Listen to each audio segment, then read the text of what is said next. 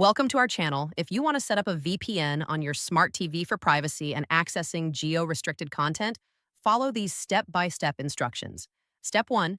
Choose a VPN service that supports smart TVs or router installation. Popular options include ExpressVPN, NordVPN, or Surfshark. Subscribe to your chosen VPN service. Step 2. Check if your smart TV has a native VPN app in its app store. Some Android TVs and Fire TVs support direct VPN app installation. Search for your VPN provider's app. Step 3. If a native app is available, download and install it directly on your smart TV. Then sign in with your VPN account credentials and connect to a server. Step 4. If your TV doesn't support VPN apps, you'll need to configure the VPN on your router. Log into your router's admin panel by entering its IP address in a web browser. Step 5. Navigate to the VPN section in your router settings.